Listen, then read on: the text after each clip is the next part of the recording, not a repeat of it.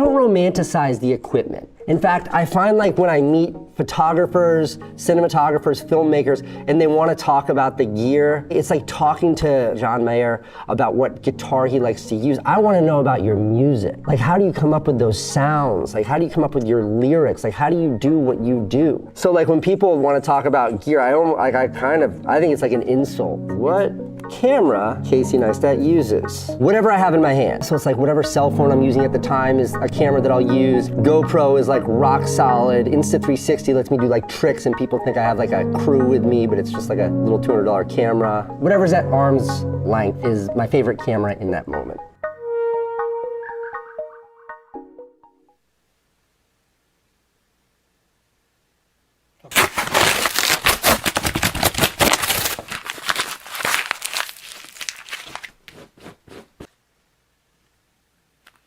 Wow, this is my sister's earring. I'm gonna use this to cut this open. Lovely. Would you just look at that?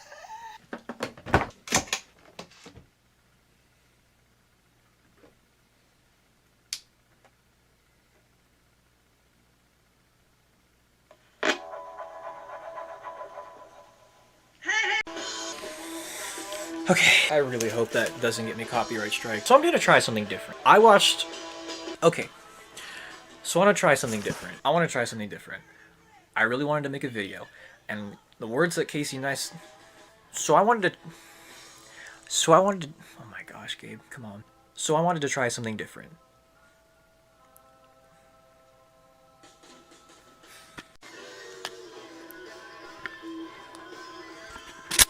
Okay. I don't know how many takes this has been. I thought I got a good take, and then I just realized that it wasn't recording. So, I want to do a video. I want to do something completely different than what I've done before because I feel like I have found my plateau with videos. And I was incredibly inspired by Casey Neistat's words on his newest video, or with the wired autocomplete.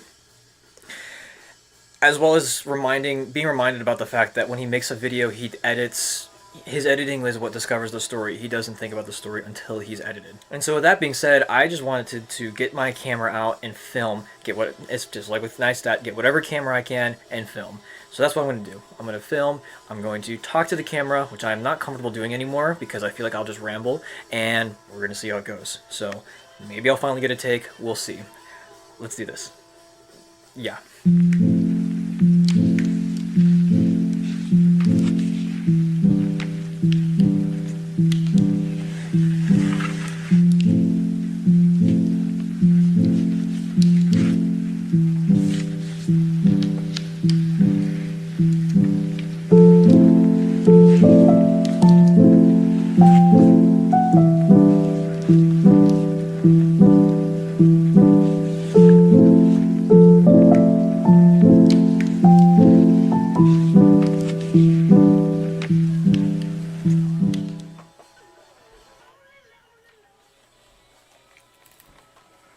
So this is my dad's camcorder. I don't know how long he's had this or when he got this, but this is probably the reason why I am so obsessed with filmmaking, because he would record all kinds of things with this thing, and no matter how many times I begged him as a 2 or 3-year-old, he wouldn't let me touch it. That might not be entirely true, but that's what I remember. And so this thing is dead. It can turn on if I charge it, but this is like a one-of-a-kind sort of, or this is a one-of-a-kind camera in that it uses mini DV rather than other VHS type things. And so because of that, it has a really complicated system of how it records video, and a common problem was that it would just break. So this is broken, and it's kind of a miracle that it's a miracle that it's compact like this, because what happens is somewhere on this camera it opens up, and then you put the thing in the thing, shut it up, and then you start filming. It won't do that. It just will yell at you that there's condensation. So my dream is to buy another one of these off eBay and then make a video with the faux nostalgia that we Gen Zers like to do, where we get old camcorders or get laps and then do what we do. But I can't do that, so I just wanted to point that out I wanted to talk about it because I think it's a cool bit of history about why I like doing this and what I would love to do one day. There's Gabe. Hey, Gabriel. Say hi. Say hi. Say hi. Yes, Ice Age. Close it up.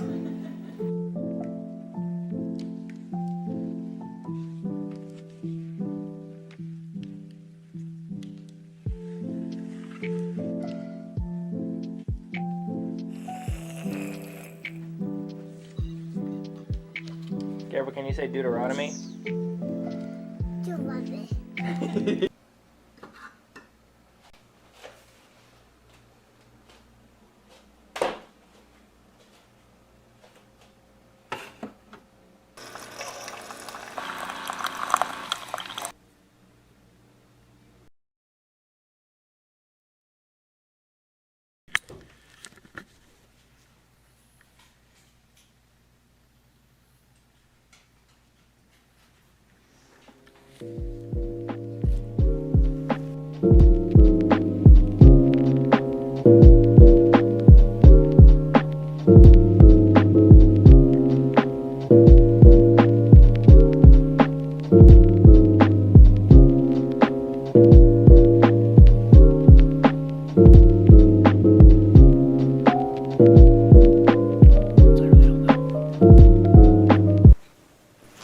So, story time. When I was about 12 or 13, I wanted to buy an Xbox One.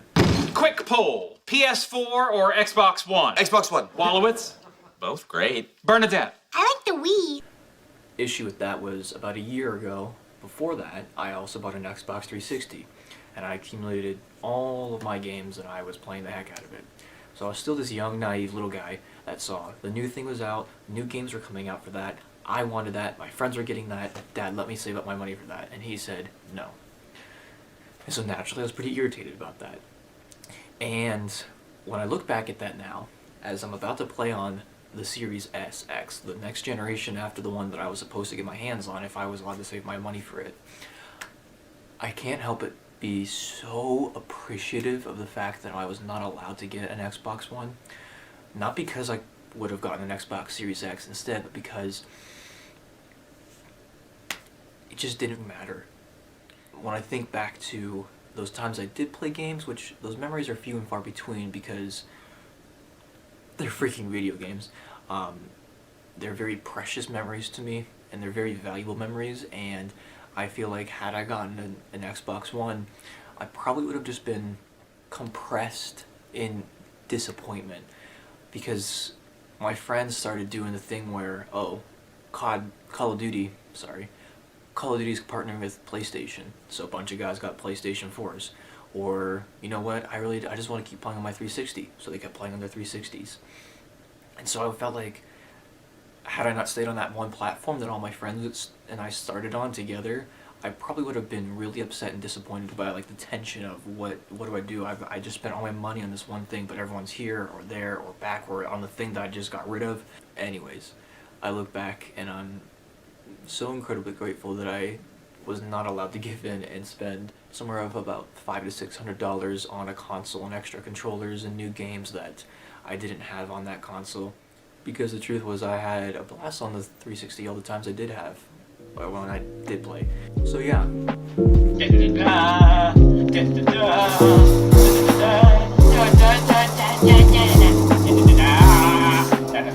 Oh!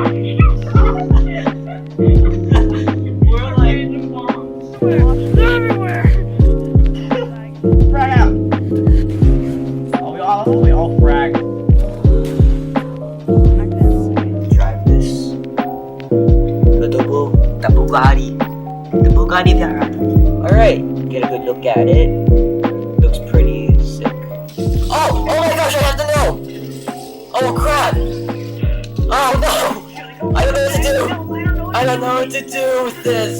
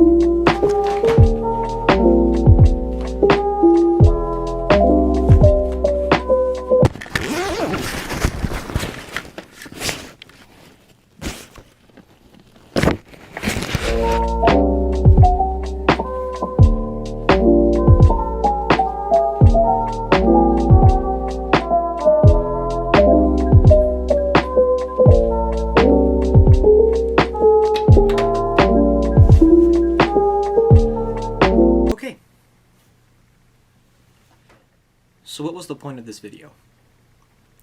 Originally I just wanted to make a new video, and I had this at my disposal, this camcorder, and I had a whole weekend to try and do something different.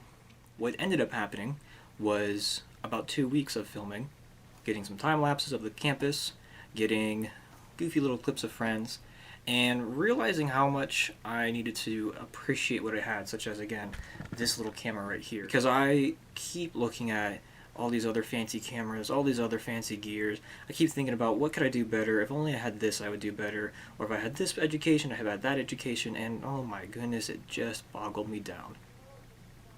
So, to have this camera at my disposal, to do some zooms, to get some cool time lapses, to have this aesthetic with the camera and the low quality, that's why I named this Relearning Contentment.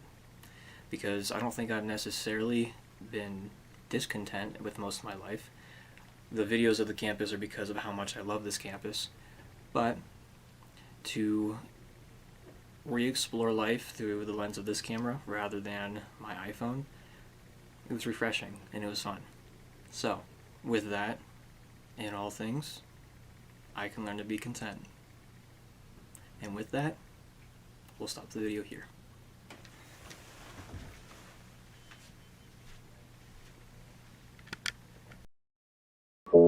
Thank you.